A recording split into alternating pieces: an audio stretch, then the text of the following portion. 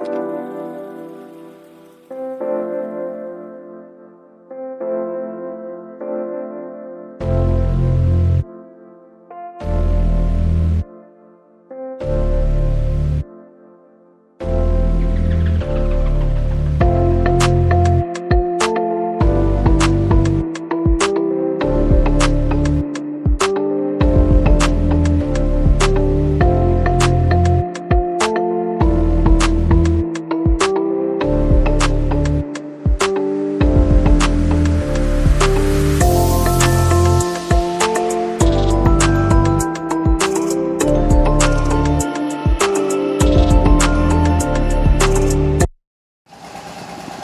विंध्य गंगा की तरफ से आप सभी महानुभावों को सादर प्रणाम।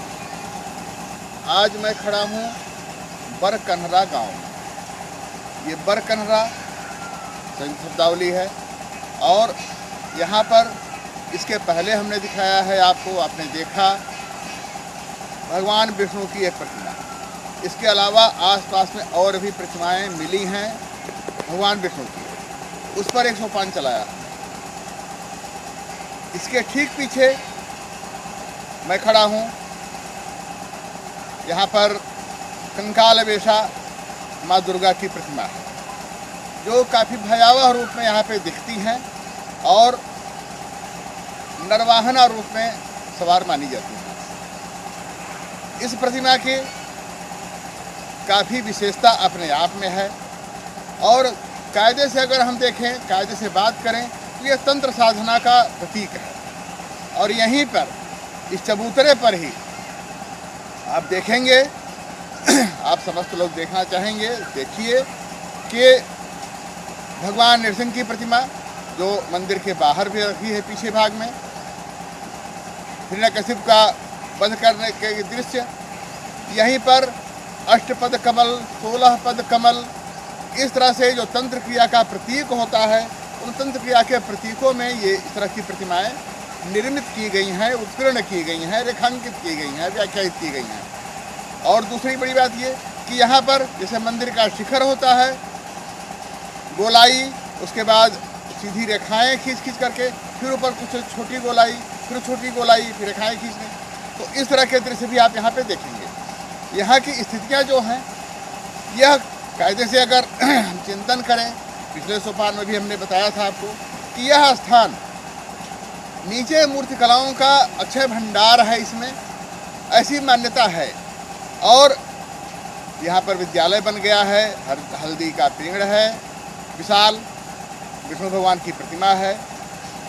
इसी तरह से इसके ये खुदाई में मिली हुई प्रतिमाएं हैं, जो यहाँ पीछे भी हम दिखा रहे हैं आपको, ये प्रतिमाएं भी खुदाई में मिली हुई हैं। लेकिन और थोड़ा सा विस्तार में जाएं आप तो यहाँ पर ये मूर्तिकला का अक्षय भंडार है।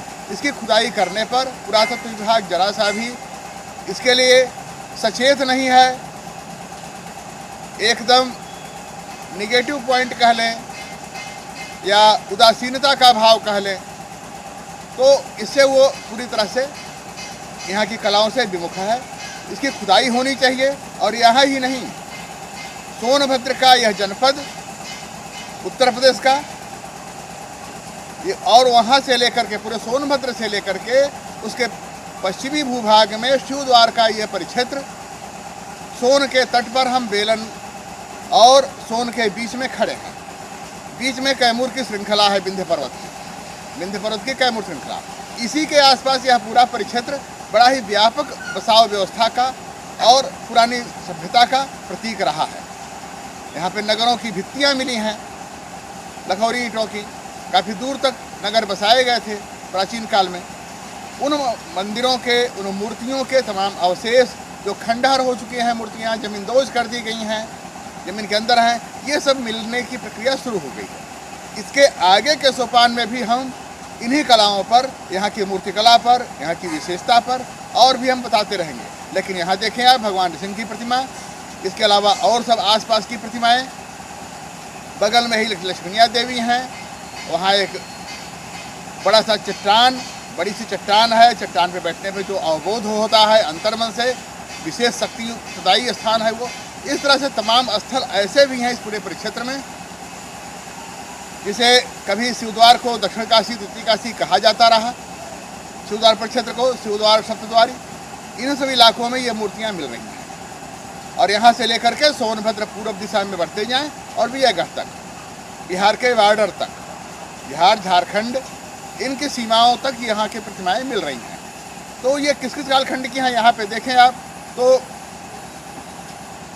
ए.के. लाल श्रीवास्तव जी लिखते हैं कि मनुष्य की आकृति रूपरेखा जो बनती है वो मूर्तियों से प्रेरित होती है, वो उसमें वत्स का लक्षण होता है और लक्ष्मी से ही उनको प्रेरणा मिलती है, तो जो मूर्ति आकृति के रूप में। तो यहाँ पे देखें आप तो अभी इसके पहले सोपान में हमने दिखाया है आपको कि भगवान विष्णु की प्रतिमा है शेषनाग सैया पर और माँ लक्ष्मी उनका चरण से जाप कर रही हैं। और इसी तरह से ये लक्ष्मी की भी काफ़ी क्षेत्र है, ये लक्ष्मणिया देवी वो भी लक्ष्मी का क्षेत्र है। और तीसरी बात कि यहाँ पर नागवंशियों का उपनिवेश हुआ करता था कभी, और नागवंशियों के उपनिवेश में आप देखें तो जो इसके पहले हमने दिखाया है भगवान विष्णु की सैया पर लेटे हुए शेषनाग की सैया पर, तो उनके 7 फन हैं दिखाई दे रहे हैं। तो इस तरह से अलग अलग नागवंशियों की जो प्रणाली बदलती गई, शिशुनाग, नवनाग, सप्तनाग, तो इस तरह से उनकी परंपराएं जो बदलती गई, इन वंशों का यहाँ पे प्रादुर्भाव हुआ और स्थापित रहा। तो इन सारी बातों के साथ साथ मैं ये कहूँगा कि यहाँ की प्रतिमाओं को आप देखें, ध्यानपूर्वक देखें, आगे बढ़ते रहें, इसमें आगे चलते रहें और सोन विंध्य गंगा के अगले सोपान की आप प्रतीक्षा करें। उस पर भी मैं मूर्तिकला पे बोलूँगा, मूर्तिकला को दर्शाऊँगा आपको, मूर्तिकला आपके सामने दिखेगी। यहाँ की किन किन तरह की कलाओं और विधाओं का यहाँ पे हुआ है, इसके पहले भी देखें, पहले का भी देखने का प्रयास करें आप। इसके पहले का अगर आप छोड़ दिए हैं तो मडरा मंदिर, जहाँ अष्टकोणी मंदिर और शिवलिंग उसमें स्थापित हैं, कैसे कैसे भूकंप आया तभी वो मंदिर जरा सा भी नहीं ध्वस्त हुआ, हल्का सा हिला भी नहीं, जबकि अघोरी बड़हर रियासत के किले भी कहीं ना कहीं प्रभावित हो गए थे। और एक बात मैं और कहना चाहूँगा आप लोगों से, ध्यान चाहूँगा कि यहाँ से लेकर के मतलब नागवंशियों की बात की हमने, तो नागवंशियों के धर्मगुरु थे अघोरी, अघोरियों को उन्होंने 84 गांव दान दिया, जिसे यहाँ चौपन सोनभद्र के दक्षिणी भूभाग में सोन नदी के ठीक दक्षिणी तरफ उस तट पर चौपन है, चौपन का अघोरी किला, और वहाँ चरिया 84 कहा जाता है। 84 गांव नागवंशियों ने अपने धर्मगुरु अघोरी को दिया था। अघोरियों का यहाँ प्रादुर्भाव उस समय से रहा और वहाँ से लेकर के पश्चिमी भूभाग तक या सोनभद्र के अंतिम छोर से लेकर आगे मध्य प्रदेश के कुछ इलाके इसमें सटे पड़े हैं, मध्य प्रदेश और मिर्ज़ापुर का हलिया, इन सब इलाकों में ये बढ़ता चला जा गया है। तो इस तरह से तरिया 84 का देखें आप तो तरिया 84 में 63 गांव तो अब सोनभद्र में है उत्तर प्रदेश में, और 21 गांव मध्य प्रदेश में पड़ जाते हैं। और लेकिन वहाँ पर उस इलाके को परगना 84 के नाम से आज भी चिन्हित किया गया है। वह परगना जिसे तालुका कहेंगे, सूबा कहेंगे हम, तो वो परगने को चिन्हित किया गया है तरिया 84 के नाम पर, जबकि वहाँ 21 गाँव ही है तरिया 84 का, 63 गाँव सोनभद्र में पड़ते हैं। तो मैं आगे की कथाएँ मैं अगले प्रतान में बताऊँगा, आप इसको ध्यान से देखें, मनन करें, चिंतन करें, और पीछे जो आप नहीं देख पाए हैं उस सोपानों को मूर्तिकला पे, यहाँ के ऐतिहासिक धरोहरों पे, यहाँ की वास्तुकला, शिल्पकला, प्रागैतिहासिक चित्रकला, सब पर आप ध्यान के देखें। और इसके अलावा अगले सोपान को भी आप ध्यान से देखें। इन्हीं शब्दों के साथ आप पुनः देखते रहें इसको, इसके लिए आपको सादर प्रणाम।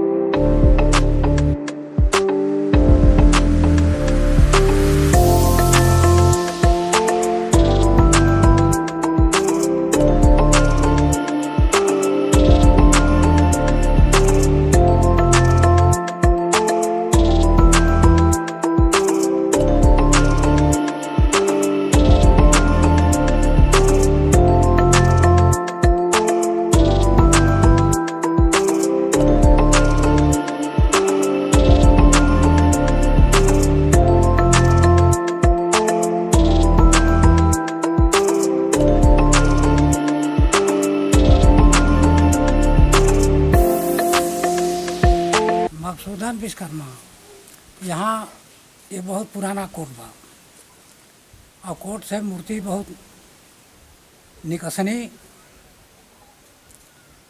और सब कहाँ कहाँ को लेने खटर बटर हो नहीं और रहता गल जब अगर खोदाई कर लिया तब हम मूर्ति निकल सकला एमा। ये मूर्ति कैसे पाओल गई, कहाँ पाओल गई? ये मूर्ति दुर्गा जी का ये तो यही रहल बहुत पहले के। एक वैसे हमरे मंत्र ना हो लेकिन पहले के लोग पुरनिया लोग बतावन है जे कौनो महात्मा के उठवा के ले गए रहना वहाँ शिव द्वार, तो उनके लगने तकलीफ देवे तो मरने ले के पहुँचाए। यहाँ से ले गया रहना 9 सरंगा में और आवे में 3 सरंगा में आ गई। पूजा आज भी हो रहा है, क्या हो रहा है? पूजा प्रथा आज भी चल रही है यहाँ? हाँ पूजा माने बराबर होता और जो जे मनता करला ओकर पूरा हो जाला यहाँ। और अगल बगल भी है सब मूर्ति, उसके बारे में? हाँ सब आने खड़हर पड़ल हैं। नहीं, मूर्ति के अलावा वो जो डिजाइन है सामने, हाँ ये पहले रखा रहा है पर आदमी बैठत उठत रहना, एक बाद के हुआ महात्मा कहने खड़ा कर दे के तो लोग खड़ा कर दे हैं और इहो के पूजा पाठ होए लगला। हम विनोद कुमार, पंचायत सचिव ग्राम पंचायत बर। हमारा जन्म सन 1985 का है। हमारे गांव के बुजुर्गों ने हम लोगों को बताया कि ये मूर्तियां जो हैं अष्टभुजी विष्णु भगवान बहुत पहले की यहाँ पे कोट से मिली हैं और आज भी अगर कोट की खुदाई की जाए तो यहाँ पे और मूर्तियाँ मिल सकती हैं। जो मूर्तियाँ मंदिर में रखने लायक थी उसको तो निर्माण मंदिर में स्थापना कर दिए लोग और इसके बाद चारों बगल उनको खड़ा करके पूजा पाठ सबका होता है। विष्णु भगवान के अगल बगल रखी है मंदिर के और माँ अष्टभुजा के मंदिर के अगल बगल सब रखी हैं। अभी कुछ मूर्तियाँ कोट से निकल सकती हैं। ये जो पाई गई हैं मूर्तियाँ, हाँ। ये किस किस चीज की हैं? किन देवी देवता की या यही सब वैसे ही किस रूप में है? हाँ, अब वहीं सब कहीं विष्णु भगवान का अवतार है, कहीं अष्टभुजी का है, तो कभी कहीं शंकरव जी का अवतार है। नहीं, इसके पीछे जो कुछ अर्धनग्न या नग्न अवस्था हाँ, में या जो कुछ मूर्तियाँ हैं, ये अक्सर किसकी हो सकती हैं? अक्सर मूर्तियाँ हैं तो विष्णु ही की मूर्तियाँ हैं। नहीं, अर्धनग्न अवस्था में युवतियों की मूर्तियाँ और भी जो मूर्तियाँ हैं ये किसकी हो सकती हैं? इसमें देवी जी का भी हो सकती हैं और विष्णु अवतार के हो सकते हैं। जो पत्थर है चक्र वाला, ये तो स्पष्ट है कि नहीं विष्णु भगवान का ही कुछ